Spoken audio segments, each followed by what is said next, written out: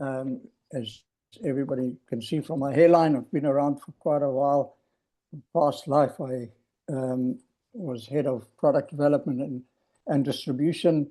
And this was many years ago when we didn't have as much access to data and manipulation or use of the data and interrogation of the data as we have today. And it was incredibly frustrating to have all of these innovative ideas for product development and distribution channels, but you couldn't execute on them because you didn't have the capability. All you had was Excel, and although Excel is a great tool and I'm a big user, I love it, it's not the same to get into data deep and to understand it and to have it actually do its own work for you. And that's why I thought it would be great to chat to Robert Attwell, the Chief Executive of Discovery Insure. Robert, thank you very much. Welcome. Thanks for taking the time. I've had a few discussions with Robert in the past, and I think he's perfectly positioned. A lot of companies are using data creatively. A lot of companies are using it for innovation. I look at what Capitec is doing with their data and how they're using it. But for me, Discovery Insure use in a motor environment is so practical and so in your face. You can feel it when you have that insurance, etc. That I thought it would be great to have you talk to us a little bit about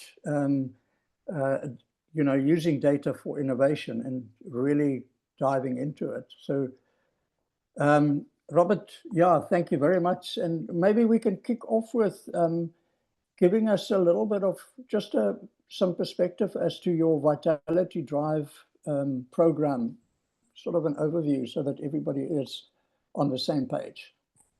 Sure. Thanks, Tony. It's a real privilege to be part of the Tech Fest lineup this year. Thank you for the invite, and I hope everyone finds it a little bit useful. Discovery Insure has been a really interesting journey. So we started in 2011, really in response to a really, really high road fatality rate in South Africa. And if you kind of combine that with the heuristic that everyone believes that they're an above average driver, if I have to ask anyone online whether they think they're above average, everyone would put up their hands. I think it's a bit of a South African thing as well.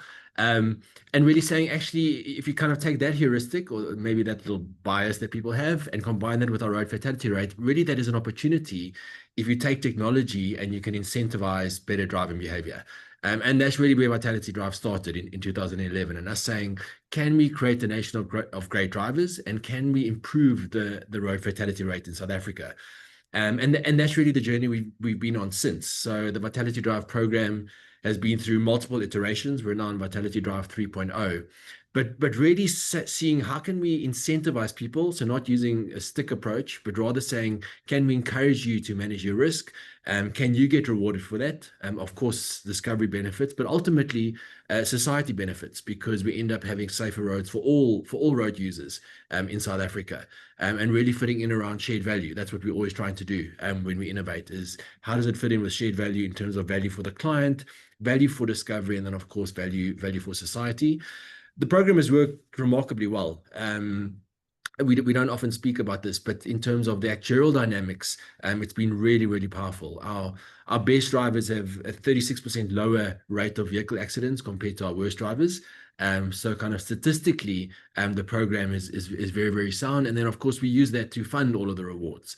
And we kind of very clear on the fact that it's not a rewards program. It's a behavior change program, and if you reduce your risk, you get rewarded for that, and you get kind of a slice of your premium back. Mm-hmm.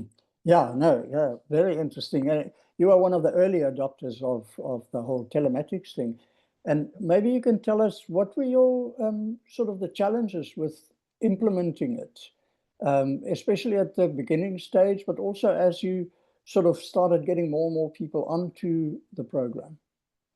Yeah, I mean, I think there are many challenges in implementing a telematics strategy. I think when we implemented it in South Africa, telematics was very, very niche. It wasn't common for people to have telematics in their cars. People did not want to be tracked People are worried about how data gets used. So we've had to be very clear that we only use data for certain things. We use it to confirm time and location of an incident, and we've had to really back that promise in terms of how we manage claims for clients, and really show that we only use the data for that. Especially being part of the wider Discovery group, we have very, very sensitive data within the group. And we have to show clients that we use it responsibly, and we use it in a way that adds value for clients. So I think that was the first one. I think a second challenge was it was a new product to the market. So in terms of how you distribute that through advisors, the advice given is quite different. And then, of course, lastly, getting clients engaged. So making it sure that it's worth their while to share their data, and kind of co-manage their risk with them. I'd say those were the key challenges. But I think once the program is like sort of taken a bit of traction and momentum, it's been really, really well accepted by the market. I mean, we now have about a 7% market share for our personal lines book. So kind of growing very, very nicely, where I think clients feel that over and above the safety features that the technology offers them, the rewards are significant enough to be part of our journey. Yeah, absolutely. Well done on that. It really shows that it's if you keep at it, could actually be a very valuable value add to clients. I think my next question is maybe sort of two-pronged, or maybe could even lead to a third prong here, depending on your answer. Data optimization, tech, and now AI is really opening up the possibilities of innovation. I think Graham Gordon earlier on, not sure if you saw, shared a slide where he showed that white space where the opportunities lie, etc. But that depends on optimizing innovation within your company. So maybe first looking at Discovery Insure as a company by itself, how do you firstly foster a culture of innovation? And secondly, practically, how do you facilitate innovation in the company? Yeah. Thanks, Tony. I mean, you mentioned earlier that you love Excel. I actually also love Excel. I'm an old school actuary, so I still enjoy Excel. But we employ extremely smart people who we've got an amazing data set here at Discovery, and it's a massive privilege in terms of kind of loads of structured and unstructured data. And I mean, they are curious. So we have a real sense of curiosity in our business around how data can be used in a unique way. We feel a sense of responsibility, given that clients have shared this data with us, to say, can we find new ways to add more value to clients? And we can maybe speak about that a bit later. So in terms of innovation, I think there's just a constant drive to see actually how do we solve, I always call them the problems when we stand around the braai. Like we all know in the insurance industry, when we all stand around the braai, people have a bit of a gripe about maybe how some products work, how some features work, what they're frustrated about. And we're always saying, actually, how do we solve those problems? That the braai conversation becomes around how people feel that insurance was worth it for them. So there's a lot of innovation around that. There's a lot of innovation around just how do we make our product unique in the market, and how do we drive behavior change in a smarter way? I think the nice thing is humans are constantly evolving, and we have to find new ways to encourage behavior change, and that helps us drive innovation in kind of I think a fairly unique way. Yeah, no one can see that. And the second part of that question then is Discovery, obviously, as a group, health, life, investments, short-term, etc., and Vitality sort of as an umbrella value add or shared value tool that you use, or maybe not a tool, but a sort of a way of thinking. How do you then get the innovation cooperation across the group? Because this silo way of business has always been like a drawback for companies. How do you get these different silos to work together? How do you get the spark in one area to actually transfer to another? What is the sort of a group process for that? Yeah, I think interestingly, I mean, the group insights for us are so valuable, even at the business unit. We see that just even the type of person that manages their health is normally the same type of person who manages their driving risk, and the same type of person that manages their financial wellness through Vitality Money. So it is really critical for everyone to work together. And a hurdle we have to overcome is that there's, of course, not free data sharing across the business units in South Africa, because there isn't consent for that. So it's making sure that the data is firstly anonymized, and that we actually have cross-functional teams that work together to solve group problems. Something that worked really well for us as a group, we have an annual actuarial conference where actuaries across the group are encouraged to work together to solve cross-company problems and do cross-company innovation. And it's really a showcase of course, actuarial talent, but more importantly, it really bridges those silos, which are typically so hard to do within business units. And for us, that's worked really, really well. Yeah, no, it makes a lot of sense. When we look at innovation in the morning, we spoke quite a bit about the emotional side of technology, etc. But the same thing would apply where any new product is launched, etc. In the industry, we talk about market preparation. In other words, preparing your clients for what you're going to do into the future, or what you're going to launch, etc. That sort of thing. And especially this comes in where we're trying to build or maintain trust with our clients, that emotional connection and so on. How do you manage that when implementing new innovations? Yeah, it's a good question. I mean, it's fairly tough to manage. I think the first thing is that we listen quite carefully to our clients through the innovation process. So typically what we try to innovate on is about feedback we've received from clients. So by the time we do launch something, it's normally something that clients have actually asked for. Like if you listen very carefully, you're normally trying to meet the need. I think that already helps quite a lot. We try to make sure that the innovations we do are maybe incremental, but market shifting for a client. So it doesn't feel like it just like turns the whole product on its head, but it gives kind of incremental but significant value for clients. And then we do a lot of work to make sure that we walk quite a journey with our advisors. Advisors for us are an important link to maintaining a relationship with a client. And post a product launch, we have like multiple roadshows, a lot of training, and walk journeys with clients. And we have teams that roll out products to our clients as well. We normally don't bombard them in one shot. So we'll probably make an announcement normally in September. And then within kind of the weeks after that, we do a slow rollout in terms of communication. And we monitor quite carefully how clients engage with the emails that we send. And we monitor take-ups. We send them push notifications through the app. But you have to be quite careful, because if you don't get the client to walk that journey with you, you lose the client in the complexity. Yeah, no, that makes a lot of sense.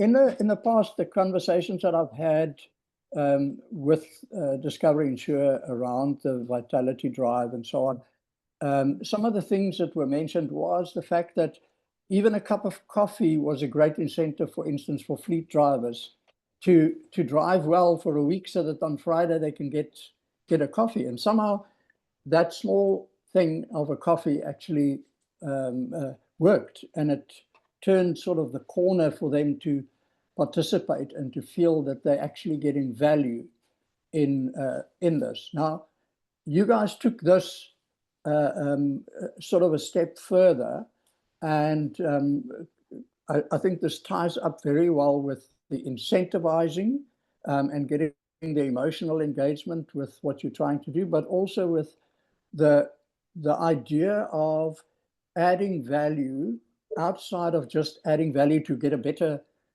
price, or a better for you guys to get a better risk pool, etc.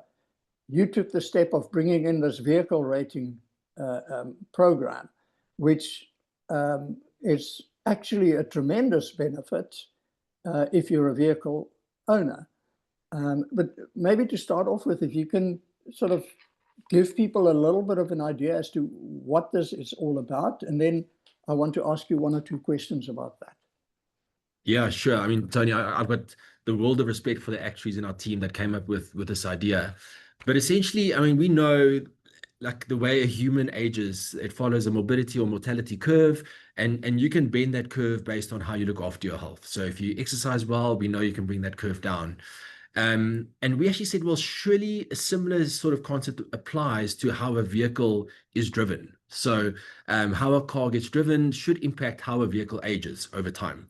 And we went to go look at our data in a very unique way. So not to say how does our data indicate the risk of having an accident, but which factors do we have that impact how a vehicle ages based on how it's been driven? And I'll give you a few examples, which I think are fascinating. So speeding, for example, is a very good predictor of having a motor vehicle accident. We know that.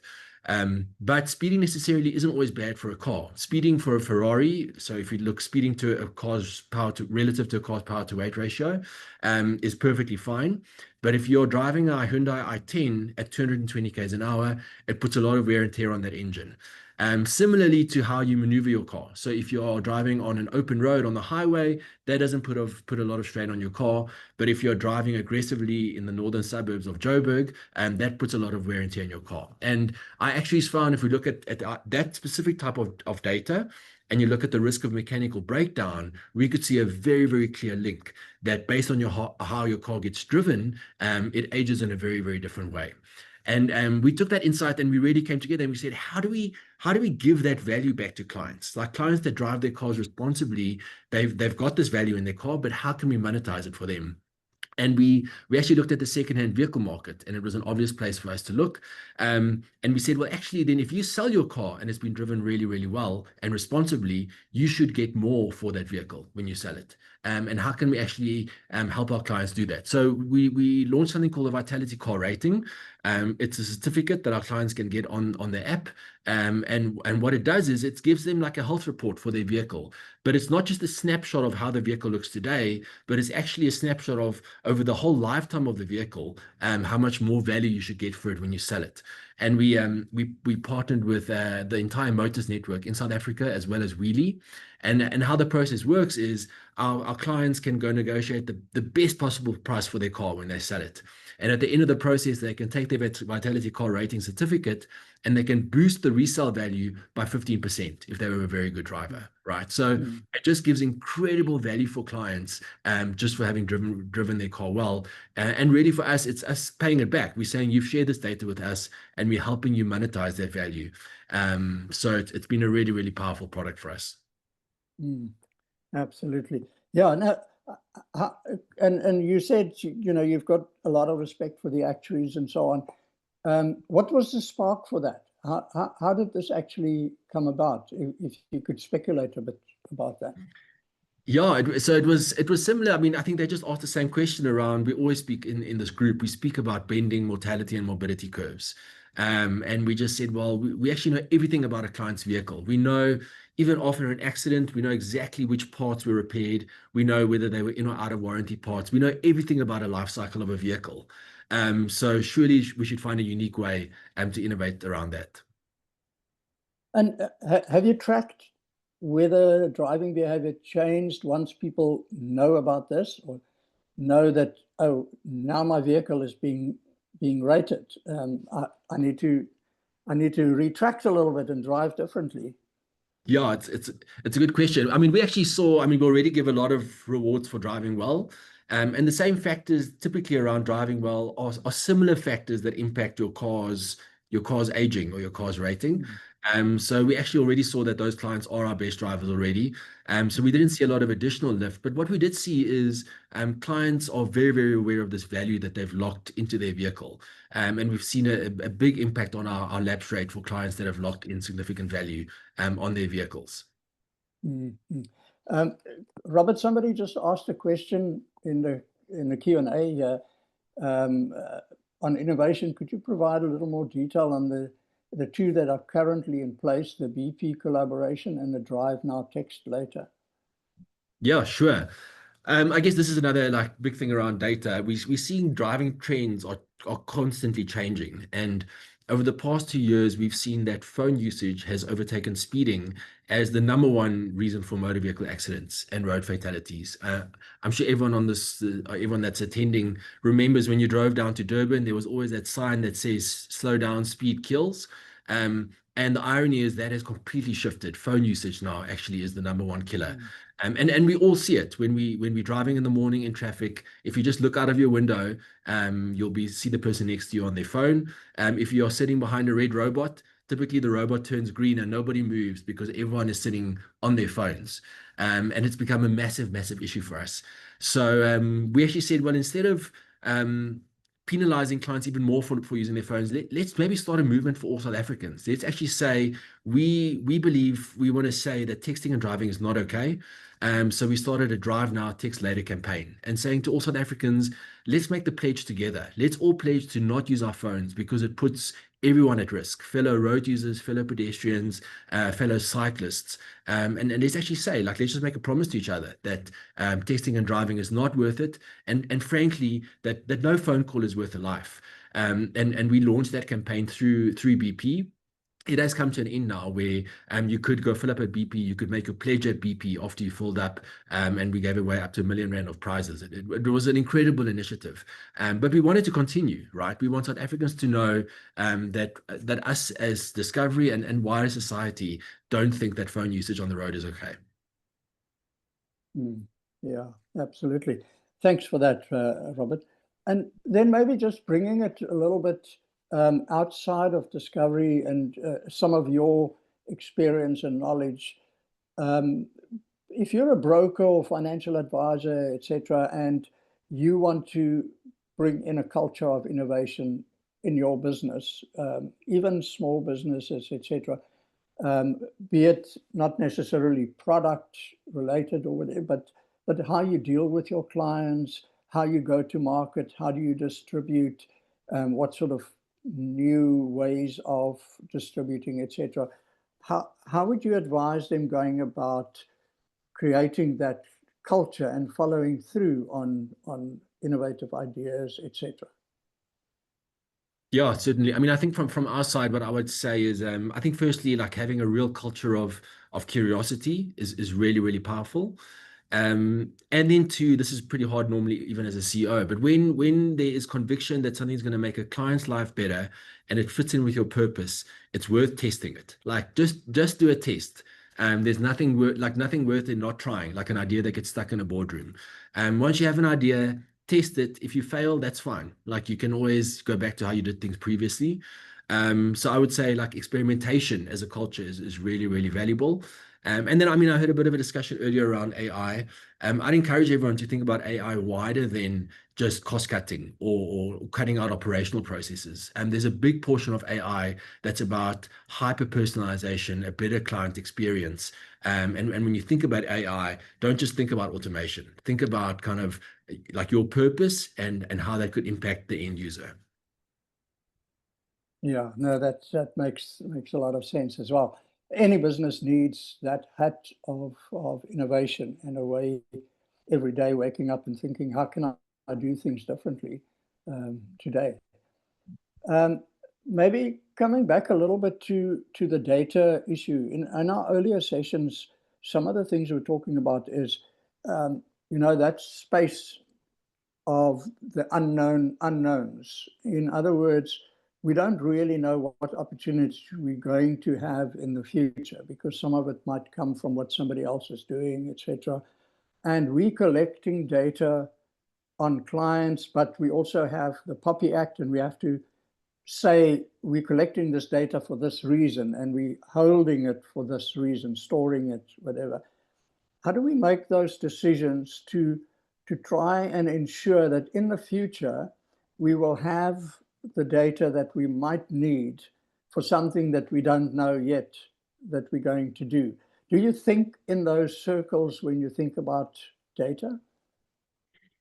Yeah, all the time. I mean, I think there's this thinking always that having the most data is always the best. But I think it's about what you do with the data and kind of unique insights you can get from data.